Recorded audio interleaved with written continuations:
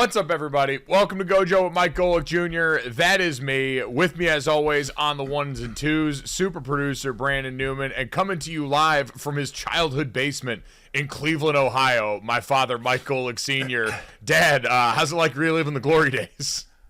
Boy, I tell you what, I set this up here downstairs. I'm in town for a few days to hang out with my mom. And I set it up down here where we had posters on the walls. I remember we got these from my parents when we were younger. And right before the show started, I was just moving some things down here and I found my high school ID. So now it has made me want to go through all the different, now I know in the attic there's a bunch of stuff, but go through a lot of the stuff and see what else I can find. So I'm here for today through Wednesday, so I'll see what artifacts, and they truly are artifacts since I am 60 years old. Wait, Dad, I can put that find up really close to the camera. Put that up as close to the camera as you can get. Up more. There you go. Yeah, it confirmed my suspicion is that your St. Joe's high school ID and my mugshot from college have the exact same hairstyle. Yeah, that's true. Back when you had hair, the big difference is I kept mine. Sorry. Yeah, no, you did a much better job of that. Yeah. So thank you for reminding me of that. We'll have to treat this like on the Le Batard show, Greg Cody's garage. Brandon, since I hear your giggle, on the Le Batard show, since they do Greg Cody and they used to have him go and basically find old things in his garage and do show and tell with them on the show, I feel like, Dad, we're going to have you do show and tell every day while you're out in Cleveland this week of finding the best artifact that you can from the basement. Well, I put the one posters behind me here where we have Jerry West and Larry Zonka and I think Ted Williams, and then I'm actually in one of these. We took some pictures, our football pictures, and we blew them up poster size and put them on the wall. So I'm facing other ones of my brother Bob, my brother Greg that we blew up. So maybe I'll flip my little makeshift studio down here to show those one of the other days as well. But, my parents, they still have all, like a lot of our memorabilia down here hanging up on the walls and such. Yeah, I will definitely show you a couple of artifacts each day. I was reminded in high school this year I was in homeroom 4B. I don't remember it at all. And boy, my signature still looks awful. Even back then, when I had to sign up Michael Golic, it looks awful. But boy, oh boy, 18 years old as opposed to 60. And this is the first time I've seen it. I literally was just moving stuff right before the show started. And there it was, still in pristine condition. Maybe I'll put it up on eBay, get about 50, 60 cents for it. There we go. We can only hope. So if you're someone looking for random high school Mike Golic Sr. memorabilia, boy, oh boy, have we got the show for you. And we got a great one for you today in general. As always, make sure you download, subscribe, rate, review. And especially for today, check us out on the DraftKings YouTube channel so that this isn't just really bad audio bits for you and you can actually see the payoff. We got plenty of stuff to get to from the NBA. We've got Weekend Roses coming out, but we might as well start. I never thought that the Phoenix Suns and the Denver Nuggets would be this giving of actual content that people would care about. That series that's full of really good basketball, and we should not brush over that too much, is instead going to be pulled into all of our laps this morning because Nikola Jokić was pulled into the lap of the Phoenix Suns owner during the Suns' win last night to even that series at 2-2. And now we've got to ask the same question that we were asking with Draymond Green a series ago is, do we think Nikola Jokić is going to face a suspension coming up in Game 5 for this altercation? So if anyone missed it, basically what we had go on in the midst of this game is Okogie from the Denver Nugget or from the Phoenix Suns dove into the crowd to try and get the ball. In that time, Mat Ishbia, who is the former Michigan State basketball player who's now the new owner of the Phoenix Suns, was the one who had the ball wind up in his arms. Jokić went over to try and go and defuse the situation and get the basketball back, and Ishbia held on to it for a little bit too long. Jokić finally wrestled it away and gave him the look, and then gave him a little elbow shot to which Ishbia, Tom Izzo, somewhere smiling with great joy, watching the flop that he put on display. I know the NBA finds players for flops. I wonder if Adam Silver will have the courage to find an owner for what was a clear and obvious flop. And then Jokić got served a tech. So, Dad, do you think there's any possibility that now the league in between games actually looks at this as an interaction between a fan and a player and somehow finds reason to suspend Jokic. Yeah, so wild that, it started out as a fan, and Ishbia has owned the Suns for like a hot second. I mean, it hasn't been long.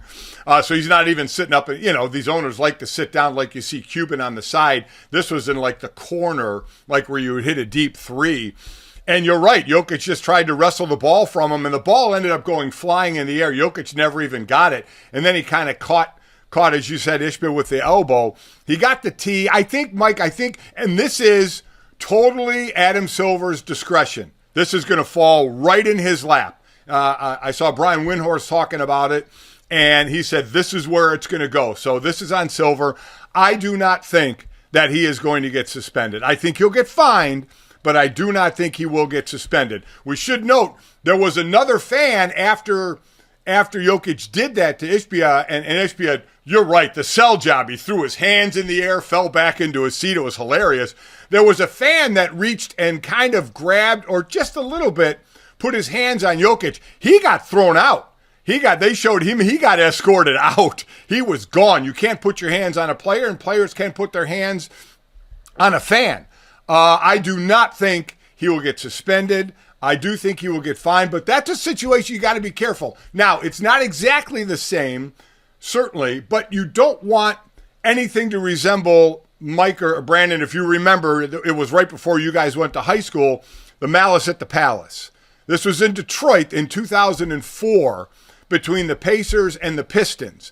And I think it was Ben Wallace put a layup up, and Ron Artest fouled him hard. They went at each other. They were separated. The refs were trying to figure out what was going on, and Artest was laying on the scorer's table waiting, and somebody hoisted a drink at him, and Artest went into the fans, next thing into the stands. Next thing you know, fans are involved, and you got players right by fans, and you never want anything to escalate. That's why fans can't put their hands on players, and players can't put their hands on fans, because you never want it escalating to that situation. And it didn't. It never got close to it, but that's the first thing I thought of, is you get one kind of crazy fan, or Jokic is not a crazy player, but back in the Dennis Rodman or the man involved, Ron Artest, who are a little bit, out there, they'll go off a little bit. Now, this one got nowhere near that, but that's what you fear because the fans are so close. So the one fan put his hands on Jokic, got tossed, and Jokic got a tee for elbowing a fan who happened to be the owner. I think he'll get fined. I do not think he'll get suspended because, by the way, we now have a really good series tied at 2-2. So, I in all honesty, they say you shouldn't. They say if this is something suspendable, you should do it. I hope he doesn't, and I don't think he will. I do think it'll be a fine and it'll be a play on. Yeah, I agree with you. This is the same reaction I had to the Draymond stomp on Sabonis during that series, which is I hope it doesn't happen because I don't want any excuses. And that series, right. Golden State, we know, ended up winning. They ended up overcoming that in Game 3. But that was the fear. And in that game, Draymond had been issued the flagrant 2. He had already gotten kicked out of that game.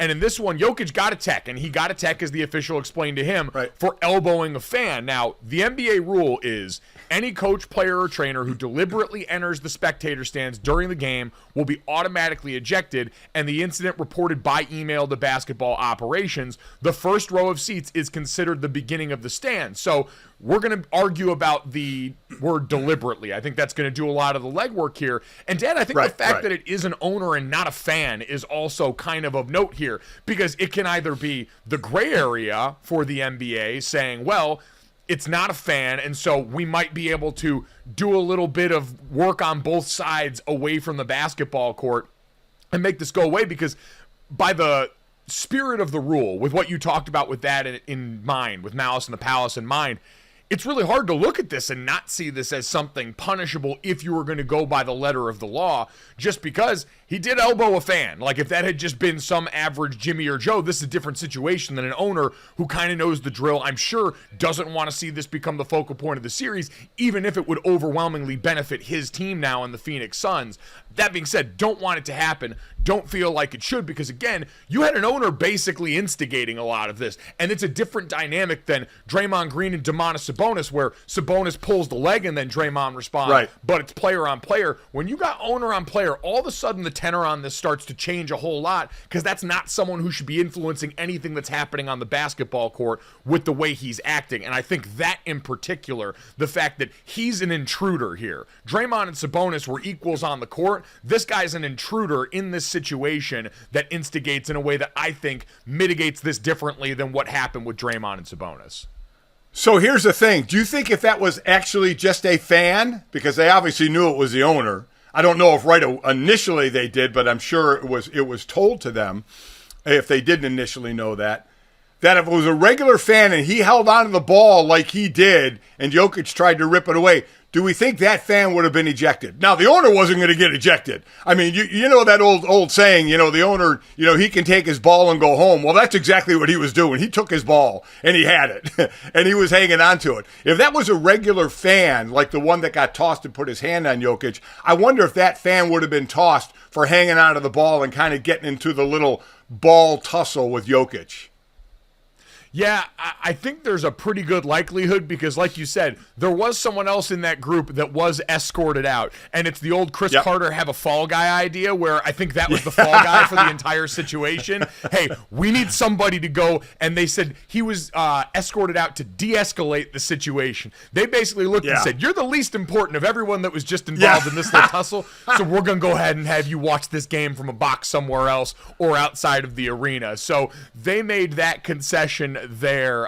Coming up next, let's take a look at everything else that actually happened on the court throughout the association with some great basketball played this weekend. All right, before we get to a massive commitment in the world of college sports this weekend and the rest of NBA basketball, I do feel remiss if we didn't touch on some of the basketball played between Denver and Phoenix. But before we do that, this Mike Malone sound of his reaction to everything that went down with Nikola Jokic and Mat Ishbia, the owner of the Suns, was absolute gold. Here was the Nuggets head coach when he got asked about Jokic and what could happen as the fallout from this incident. I'm still not really sure what happened. I haven't seen a video of it. I think it's crazy that Nikola got technical foul in that situation. He's going to get the ball, and some fan is holding on to the ball like he wants to be a part of the game. Just give the ball up, man.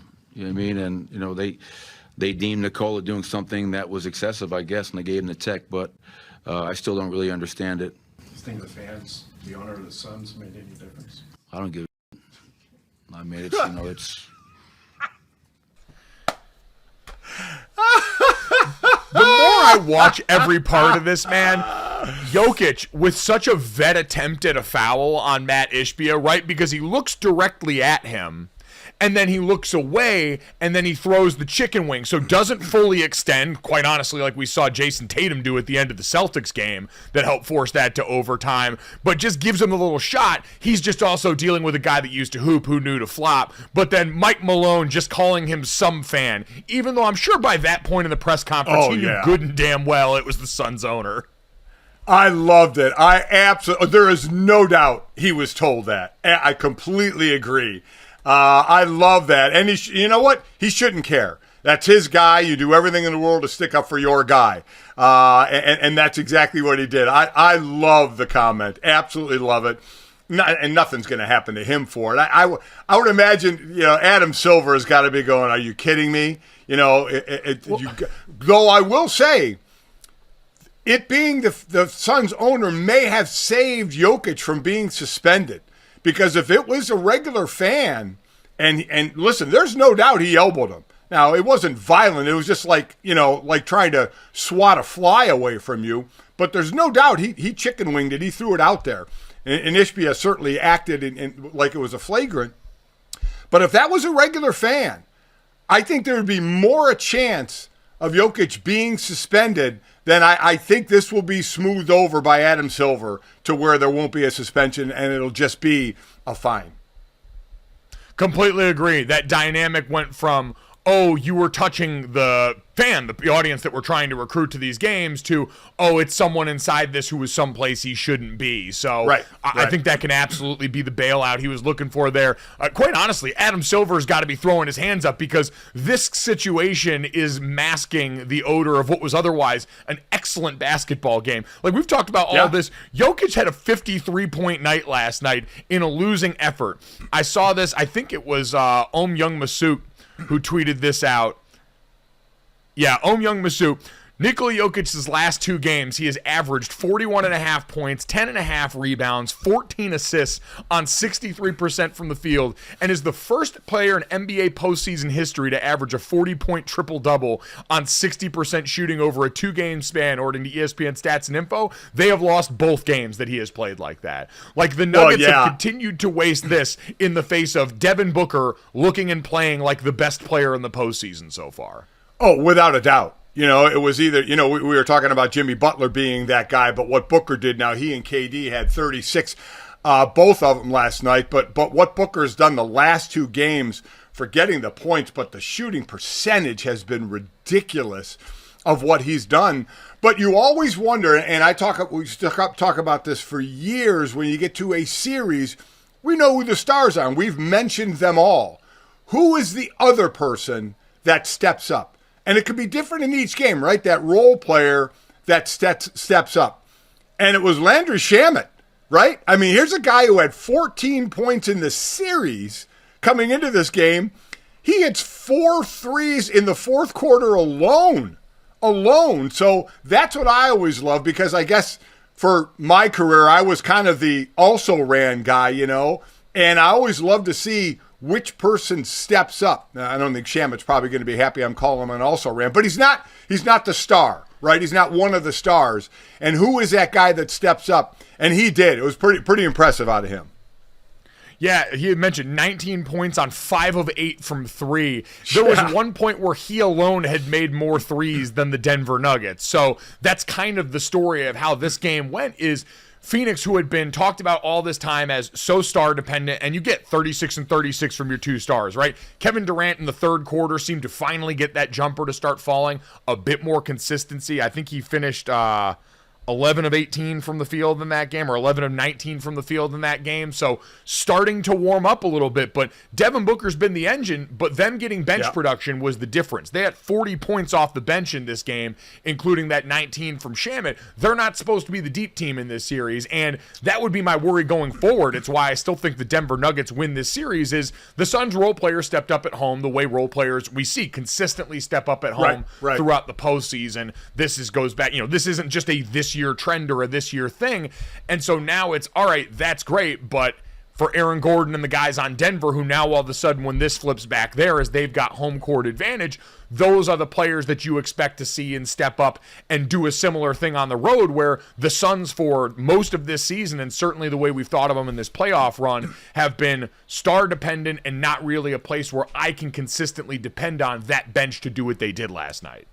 Yeah, and the bench, you mentioned it, the bench was awesome, and you're right, not a very strong point for the Suns, and while for Denver, just 3 players played off the bench and contributed 14 points in this one, a couple of them 20 minutes each here. But it is the stars and the stars. It was Murray and Jokic who combined for 81, and then 72 for Durant and Booker. So that's what I mean. You're going to get the production from those guys. So who is going to be the other guy? Because I still lean toward Denver in this one a little bit. But again, when you get Jokic scoring that many and still losing, it's Durant that has finally come on a little bit, because he was playing bad. He was not shooting well at all. It was Booker holding this team together, and Durant has come along and started to hit some shots now, and that's helping them. So I love the fact that's 2-2. We'll get to the Philly-Boston series. That's 2-2. So all of a sudden, 2 series that were 2-0, are starting to look like, competitive series again. No, Philly-Boston, maybe it wasn't 2-0. I can't remember now. They played 4 games. I don't remember games 1 and 2 already now. That's how quick my memory goes. It is, but you're right in that Adam Silver's got to be looking at this situation like manna from heaven. This series is interesting. You've got stars laden all over some of the other series that we're going to take a look at here coming up next. So Adam Silver got that gift that keeps on giving, that the Nuggets and Suns series has actually been really interesting, compelling basketball, and gave us a nice, easy national headline to pluck with all the fighting. And also that we've got what we have with the Boston Celtics and 76ers, which, Dad, I feel like the surprise in that series now has been, as it sits even at 2 apiece, the Celtics continue to kind of have a little bit of fuzzy brain when it comes to clutch moments at the end of game. This one was no exception in the overtime when this game went to. Joe Mazzulla opts to let the Celtics go and not call a timeout, run the last play on their own with 17 seconds left, which they run a play that takes about 17 and a half seconds. So Marcus Smart's shot gets off after the buzzer that he made, doesn't count, and they lose the game. So you've got coaching blunder in that moment on that side, which again seems to be emblematic of the Boston Celtics in this series. In pivotal moments, we've seen Jason Tatum, Jaylen Brown, and some of these star players a little bit more deferential and a little bit more unsure of who's going to close this thing out. And then on the other side, James Harden seems to be the straw stirring the drinks right now for the 76ers. Embiid goes for over 30 again, but when we're looking for the finisher, James Harden's 42 points, a lot of them came in the critical moments down the stretch in the fourth quarter to even get this to overtime. He's been the 76ers' most important player for this series, and it seems like if they're going to win it, that's going to have to stay the case. Yeah, I mean, his game 2 and 3 were just horrific, was Harden. And as I said before the last segment ended, I stand corrected about that series and how it started. It was actually Philly beat Boston in Boston without Embiid in game 1 and then lost the next 2 before they evened it up. Well, there are a couple things, and I'm going to tell you why I didn't have a problem with them not calling a timeout. But, you know, I always love when somebody wears the hat. And I call wearing the hat of responsibility. When you did something wrong, just admit it and don't make an excuse for it. And Jaylen Brown did. He admitted on James Harden 3, he goes, I shouldn't have, jumped over and helped on Joel Embiid.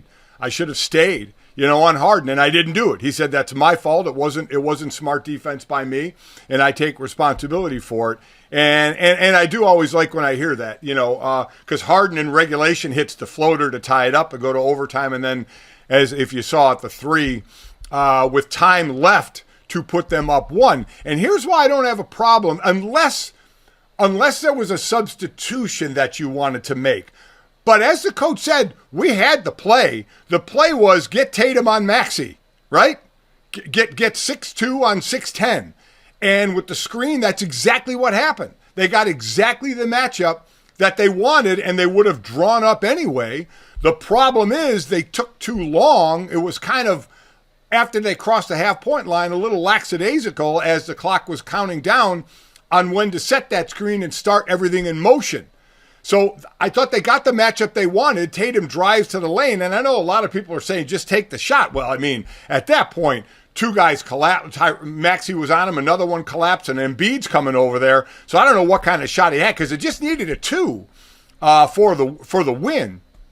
And they kick it out to Smart, who actually makes it. But you see, unlike the end of regulation, when Smart had a clear look to win it, he missed it. He makes this one, but you clearly see, the red of it going, the game's over as he's catching the ball. So I really didn't have a problem with them calling a timeout because they got exactly what they wanted. They were just too slow in developing that. I guess that's my thought is, in general, I'm a know your team guy when it comes to these situations, right? We know and talk about the comparison. College basketball ends up being this overcooked, overcoached product. In the NBA, you got pros out there. This is their life, and you got guys that should be able to execute. But like you said, in a situation where you only need 2 points and you've got X amount of time left in this, why not make sure, hey, we know exactly down to the beat what we want to get to and when as far as this action, and make sure that we maximize that time. If you've got it in your hip pocket. And that's my thought, is why just leave it out there when, yeah, you got what you wanted. Who's to say you couldn't get exactly what you wanted coming off the best after timeout play that you have humanly possible to maximize those 17 some odd seconds? Understood. I mean, and that's certainly the debate that goes on right now. The other thing I don't like, and I never really have, is I think when you're getting a last shot for the possibility of a win, and when you're down 1, it's going to be for a win unless you're fouled and you only make 1 at the free throw line, is I don't like when you shoot the ball right as the clock is running out, because you're not guaranteed you make it. I like when you leave a couple of seconds in case you miss it, that you can get the offensive rebound and get maybe a quick second chance at a putback. But a lot of times we see waiting for that last shot, and sometimes it's not the best shot in the world.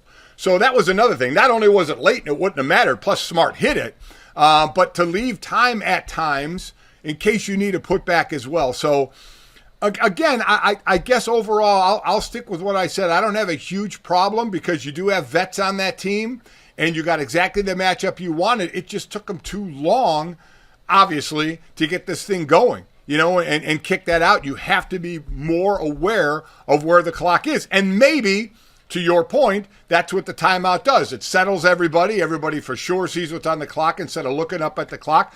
But at some point, you're a coach, you have a veteran team, you trust them and say, all right, go get the matchup we want and go win the game. Unfortunately, it was just a half a beat too late. Yeah, half a beat too short. And so the hero on the other side then ends up becoming James Harden, who is finally, I think, in position to flip the script on what's always been the James Harden postseason narrative, right? He becomes now the fourth guard in NBA postseason history with 10 or more 40-plus point games. He joins Michael Jordan, Jerry West, and Kobe Bryant on that list with 42 in this game. And we mentioned, I think, when they come matters, because what's been the book, Dad, as long as we've been talking about James Harden playing postseason basketball is his style of play has led to a player whose legs leave him by the end of big series in the postseason, a player whose legs leave him by the end of games. We know in the Houston Rockets, in the annals of history, that epic three-point collapse performance against Golden State in Game 6, I believe, of that Western Conference Finals series. All of those are so baked into this. And so the fact that now James Harden is not the chief superstar on this team, right? You've got the reigning MVP in Joel Embiid there, who did draw the attention on that last play of regulation so you could get the kick out to an open James Harden, who you mentioned Jaylen Brown had sloughed off of. But for Harden now to be the one who's got the energy late, because Embiid in this series playing hurt, there's no doubt. As the game wears on, we see him lose his legs more and more. For James Harden to have a chance to be that other guy, especially if they can move on, is massive for the way that we talk about his postseason legacy after everything that he's endured. To be the guy now who has the energy late because so much of the attention early and the productivity early goes to Joel Embiid is massive for what potentially lays in front of him. Yeah, and the thing about Embiid, and I think that's why it's going to be more and more on Harden, Embiid even said in this one, he was feeling it at the end of the game. He played, 46 minutes in this game or something like that, right in that area. I want to be exact on that. Yeah, Embiid played 46 minutes in this one. James Harden played 47 too, so they were all deep into this one because of the overtime. But Embiid, and again, he goes for 34 and 13, but he's doing it on a recovering sprained knee. And he said he really felt it at the end. So the important thing for me when you're playing with an injury, especially in the series, is how is he today? How is the knee today? And, is there swelling? Do you rehab it just to get back to how it was in the beginning of this last game? Or does it have that cumulative effect to where it doesn't get all the way back and you're getting more wear and tear on it? And are we going to expect less and less out of him as this series goes on, potentially for 3 more games? So that's an interesting thing to me, that where Harden is going to become even more important. You're a big man and you have a lower body injury. That means you're putting a hell of a lot of pressure on that thing every time you go up and down the court, move side to side, make a quick move, doing anything. And he, as I said, he even admitted this started to feel it by the end of the game. So I'm really wondering the cumulative effect as it goes forward. Yeah, and that's going to be massive because I think, like we see, and we've talked about Devin Booker and James Harden, two of, I think, especially in this round, the most prolific series that people are having. And both have admitted at different junctures, and I think I heard the Suns talking about this last night, the spacing that Kevin Durant allows you, because people cannot slack off him. He is still going to demand attention, even when he's not playing at his absolute best, certainly makes the world different for Booker. And now they had to make decisions on were they going to start to double Booker later, which they did. All these different things. For Harden, it's always going to be the same with Embiid. And we've talked about for years, as Houston tried to cycle different Robins through that Batman and Robin situation down there, he's finally got a player with enough gravity to create more advantageous opportunities for him as he figures out how to do some of the old Harden stuff like he talked about in an environment that's decidedly new for him. So that's been pretty incredible. Great basketball in both those series, Dad. Yeah, you know what I like too as well. I like watching little things. Like when we both call a game or something. We like seeing things that go on away from the ball all the time, or during a break or a timeout. I loved when PJ Tucker was in Embiid's ear. I mean in his ear, basically saying, "Be more aggressive." This is, and even Tucker said, "No disrespect to Al Horford, who's had an incredible career." but nobody can guard you one-on-one, and that's the way you have to go about this thing. Because even Embiid said he didn't play that well and he started feeling his knee. But I just like that. P.J. Tucker just jumping in his ear saying, you got to do it. You got to be the aggressive one and take it to him. Those are the moments I like to look for to see how they can fire a team up. But it still leads me to you can want to do all you want, like I'm sure Embiid wants to do. But how far can that knee carry him in crucial moments? Yep, we'll wait to see in that series. Meanwhile, in the other series that we saw go on this weekend, and we know the Knicks and the Heat series evened up as well, but Dad, I'm almost disappointed. The Lakers actually won this week, and they beat Golden State pretty handily in a game where most of the starters for both sides were sitting out in the fourth quarter yet again. Anthony Davis continues the odd game Anthony Davis trend where he continues to be hot and cold.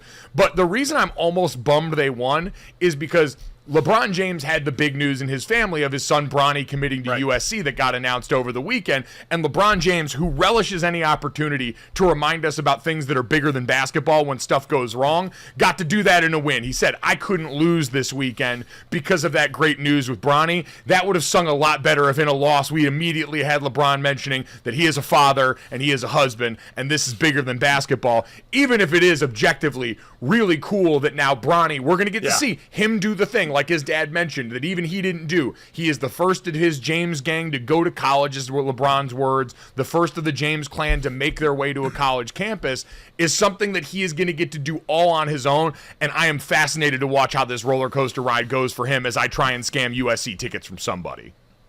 I remember reading a bunch of articles about Bronny and how he was being rated by scouts because he's LeBron's kid. You know, and what that was doing to some of the rating. I think he was ranked the 5th best point guard in the country. I think number 19 overall in this class. And I believe, if I'm not mistaken, the top point guard also went to USC.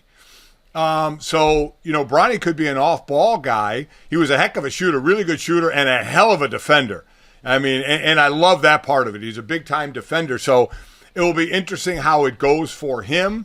You know, is he a one-and-done guy? There was a projection out if he was a one-and-done guy that maybe he'd be like the 10th pick in the draft because LeBron has still said he'd like to play with Bronny. He said, that's my dream. He said, Bronny may not feel the same way. And he said, that's cool, whatever he wants. So we'll see where that goes. But I'm with you. I'm excited to see him go to college, how he's going to play there, how he's going to be used there for a team that I think is ranked in the 20s or something like that.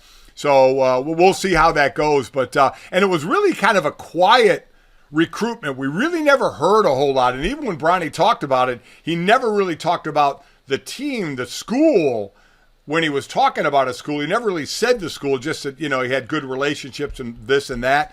And I think the others were, it was Ohio State and was it Oregon? I think it was, those might have been the two other schools. I'm not sure about Oregon, but I know Ohio State was in the mix as well. Yeah. So this is going to be fun to watch without a doubt. And listen, I can say as a dad, you know, when you watch your kids live out their dream, you and Jake wanted to play at Notre Dame and you worked your butts off and you got there. So, and Sydney wanted to swim at Notre Dame and she worked her butt off and she got there to swim. So, and I remember telling people, they were like, well, do you want to tell your kids they have to go to Notre Dame? I'm like, hell no.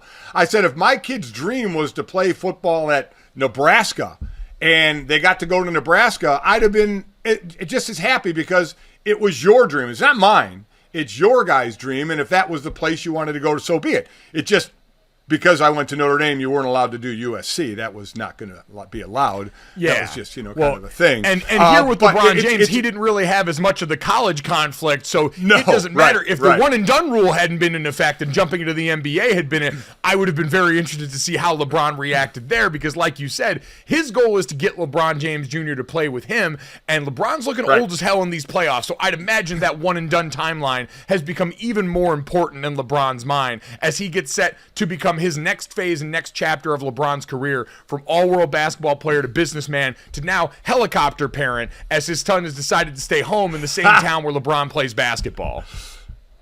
You know, and it's such degrees, right? Because people would always ask me, well, when you watch your kids play ball in high school, did you Were you on the field? Were you yelling? Were you getting involved? And I'm like, no. I said, I sat back and just watch. If the coach asked me to do something at practice or in the summertime, I would. Imagine LeBron James, I mean, showing up at a practice, and we'd see him at the games as well. Now, the kid's playing high-level AAU teams at games as well. But LeBron's there, I mean, that's got to be intimidating, right? I mean, if he's showing up at a USC practice or a game, I mean, wow. I don't know LeBron at these games. I don't know. We see him walking on the court and talking to Bronny during some of these games, but, you know, where's the line now if it's in college where you just kind of let it go? I don't know. But that's an imposing sight to when you're at practice working on drills and then maybe LeBron comes in to watch and you're like, oh, God, okay, now what? I mean, I saw, so I had to look up. Andy Enfield is the head coach for USC men's basketball. Yeah. And I'm going to be fascinated how that dynamic works out. We've seen LeBron James get plenty of coaches up and out their seat in the NBA. Who knows what kind of power he's going to have here? Because my first thought process was, man, SC's about to have the best bronze when it comes to all the shoes. Whatever their Nike deal is, I'm sure gets even sweeter now that Bronny's on campus. But there's also the lifestyle factor of it, because while LeBron has said, it's great, Bronny's the first member of our family to actually go to college, he also said he's there to play basketball, and we recognize that in the world where this goes right for them, he's only there as a one-year loaner to this college. Exactly. So is he actually going to get to live a college lifestyle? Is he going to be staying at home? I'd imagine these are online classes. Even at SC, where he's going to be the most famous person not to have to pay exorbitant amount of money filtered through that university that will eventually get you into legal trouble, but instead will be paid through NIL and all that good stuff to play for the university. I don't know what kind of normal life you could even think about having on campus if you're LeBron's kid. And the same way where when Sydney, my sister, your daughter, got to college my 5th year, I was watching like a hawk at every bar that she was out, monitoring the situation. Yeah. I wonder if LeBron James is now going to take all of those old players he used to put at the end of the bench and just have them go and patrolling USC's campus to make sure Bronny's living right. Have eyes everywhere, baby. Eyes everywhere. Because, listen, you were my first to go to college, and what do? 2 months into it, I get a call 3 a.m, and you get arrested. I'm like, are you kidding me? The first one that goes to college, and I had no one to keep an eye on you, I guess. So thanks for keeping an eye, on Jake and Sydney, who luckily didn't get arrested during their time at Notre Dame. But that's a great point, and people just it's a little point, but because we always say student athlete. If you're a one-and-done player in college basketball, you basically only need to do enough academically in the first semester, I don't know if you're on semesters or quarters or whatever, to stay eligible to play. Because once you get past that and if you're gonna go in the draft, the spring doesn't matter. You're basically done. If you're going into the draft, you're not doing any more academics. So you really only have to do it when you get there in August or September and do well enough to stay eligible through that basketball season, and then you're done academically. So, if there's anybody that says, oh, listen, LeBron's just saying he's there to play basketball, he doesn't care about academics, you're right. Because Bronny is going to get about a half a semester of academics, and that's it. And he's forced to do that just to stay eligible. That's just the way it's going to work if he, in fact, is going to be a one-and-done guy. Yeah, which is the balance, because you brought up how quiet has recruitment been. We've seen, for the sons of star former players, Bronny and Arch Manning, really tight-lipped throughout the process. Yep. Arch has to stay for 3 years because that's the rule in college football. But for this and LeBron James' son, little bit different math. We'll wait and see and get to ride this wave. Like I said, if anyone out there has got a plug on USC tickets for men's home games, hit me up. I am not above sneaking my way into there like everyone thought Meghan Markle did to the coronation and trying to catch some of this action. All right, it is Monday. We had a jam-packed weekend full of stuff that wasn't NBA basketball that we could still get to. So let's hand out some roses here, Bachelor, Bachelorette style, to the deserving candidate of the weekend that we want to show some love to. I'll kick things off here since we are now getting to one of my favorite times of year, which is the college lacrosse championship field getting set here. We had Selection Sunday in the men's and women's tournaments yesterday, and one of the big bits of news, we'll talk about that plenty leading up to the first round this weekend, but one of the big bits of news was Denver coach Bill Tierney, one of the all-time greats, missing the field in what was announced before the year was going to be his final season. And so one of the all-time figures in the sports, now officially calling it a career, 42 seasons at the helm, the last 15 of which were at Denver, and a record-setting 7 national championships during his time between Princeton and Denver. And, Dad, that Denver championship, Notre Dame was always supposed to be the first team west of the Mississippi to win a championship in lacrosse, and Coach Tierney goes out there and manages to do that, become the person and the flag bearer for lacrosse making its way out west, an all-time guy, an all-time coach, and an incredible Hall of Fame career that he now gets to ride off into the sunset on. So very cool. Yeah, just an incredible career. But you're right. I always had a little bit of, dislike for that program because Notre Dame was supposed to be the first one west of the Mississippi. And your former teammate in middle school lacrosse played for them as well. That was Alex wild. Demopoulos, who I think is like second on the all-time Denver assist list too. Yeah, played for Coach Tierney out with the Pios. Unreal. Yeah. So congrats on it. It was an incredible career, even though I was hoping Notre Dame would be the first west of the Mississippi. But all good with that. What a career. Right off into the sunset and enjoy it. All right, Dad, who's your rose going to? I'm going to go with, he won his first PGA event, Wyndham Clark. It's his first win. He won the Wells Fargo this past weekend at like 19 under. He's 29 years old, and he's a guy who's had a lot of frustration in his career. As he said, he's broken a lot of clubs over his time and frustration to trying to get that first win. And he dedicated this one to his mom. His mom died. He's 29. His mom died of breast cancer when he was 19, but credits her with getting him into golf and keeping him going into golf. So he got a little emotional finally getting that win 10 years after his mother passed. But think about the pressure. He goes into the Sunday, the last day, 2 shots ahead of Xander Schauffele.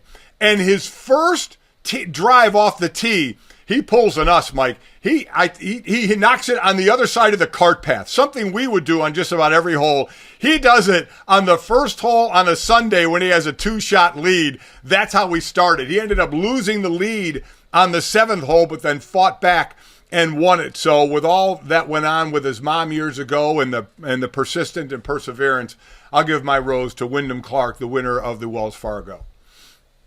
Incredible, great story, and yes, deeply relatable, at least in that way, to all of us. Brandon, who's your rose of the week going to? I think I got to send it to John Howell, the international student that survival of the Michigan State shooting, who was present at the Philadelphia 76ers game. He is the reason James Harden said that he was fueled to go for those 42 points, 9 rebounds, all the assists, and then obviously the game winning 3-point in overtime. But he calls him his lucky charm and says he needs to be there for game 6 for him as well. So I thought it was a cool story. He actually obviously got close to him, FaceTiming back and forth, and they finally got a chance to him and his father to be there, and he got Harden's shoes signed at the end of the game, which I just love to see. I don't really love James Harden, but all the stuff I see with him outside of the court, outside of him running around with little baby in at strip clubs, is pretty cool. Yeah, no, this is a great moment and a continuation of what was an incredible story and response by James Harden to an unbelievable tragedy. I shouldn't say unbelievable because we see it happen damn near every day at this point in this country. You're not but kidding. Nonetheless, his response there, one of the few good things to come out of such hell. All right, roses handed out. Let's finish this thing off the way we always do and get to this, that, and the third. 3 quick ones on the way out. Make sure you download, subscribe, rate, and review. Brandon's still into contract negotiations over the song that leads us in here. But, Dad, no negotiations left for Chris Klieman and Kansas State. He inks a deal that's now going to be worth $44 million over the next 8 years, an average of $5.5 million until 2030. He won the Big 12 championship this last year, even as TCU went to the college football playoff. Dude's been dynamite ever since he came over from North Dakota State, and followed up one of the all-time greats. We talked about Bill Tierney in college lacrosse, but Bill Snyder and what he had meant for so long at Kansas State. Difficult, and he's done it. I mean, not a monster record in his 4 seasons at Kansas State. He was 30-20, but he had a big year last year, as you mentioned, beating TCU for the Big 12 title. They lost to Bama in the bowl game, and he came from North Dakota State, where I think in 5 years he won 4 FCS national titles. So, he had that coming into the major program of Kansas State. So congrats to him grabbing the bag, averaging about $5.5 million a year. Yeah, and we know this is the way of college football. If you have one good timed season and everyone gets worried you might leave, they're going to give you a 10-year deal that will never actually see the life of it, so that all the recruits feel warm and fuzzy inside. Dad, true. Speaking of recruiting, let's get to that. Jim Irsay came out with a response. After over the weekend, ESPN reported that Washington, the Commanders, made attempts in 2020 to learn whether Andrew Luck had any interest in returning to the NFL. Now, apparently, I don't know what part of Seth Wickersham's piece that they read indicated that was a player that sounded like he wanted to come back and play football after that hiatus, but leave it to Jim Irsay to take it to Twitter, who tweeted out, if any NFL team attempted to contact Andrew Luck or any associate of him to play for their franchise, it would be a clear violation of the league's tampering policy. He remains my favorite owner on Twitter because he is just recklessly tweeting in a way that I'm sure the PR department for the Colts despises. But, Dad, what the hell was Washington thinking? Andrew Luck is the most retired player that I could possibly think of. I remember you and I talking after the Seth Wickersham story about him, and we were almost left with more questions about Andrew Luck and how that thing ended, and where Andrew was. It was a surprising article, but there was nothing in it where I thought, oh yeah, he's thinking about coming back. So I have no idea what Washington was thinking. They're going with Sam Howell at this point, but hey, I guess if you want to check in, even though it is tampering, go ahead and give it a shot. But there was no thought ever that he was coming back in my eyes.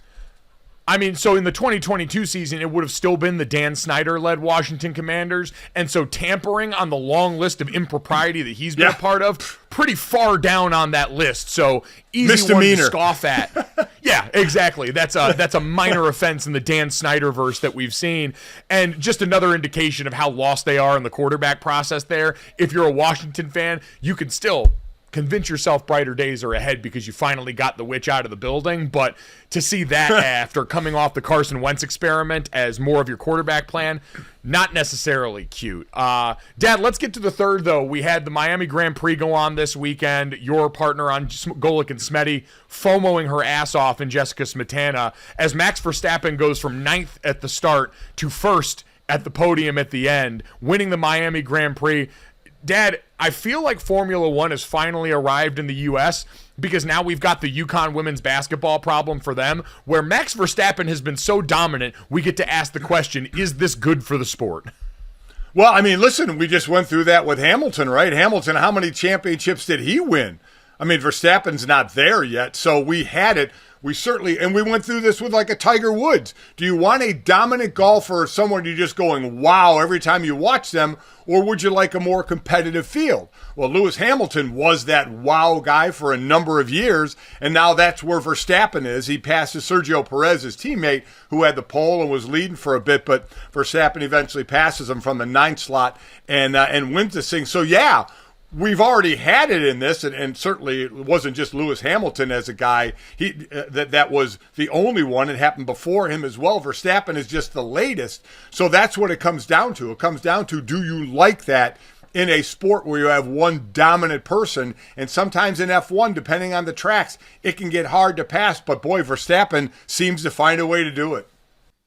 If you like this, make sure you download, subscribe, rate, and review. Leave us a 5-star rating. Check us out on the DraftKings YouTube channel. Thanks. Talk to you tomorrow. Boom. Money in the bank.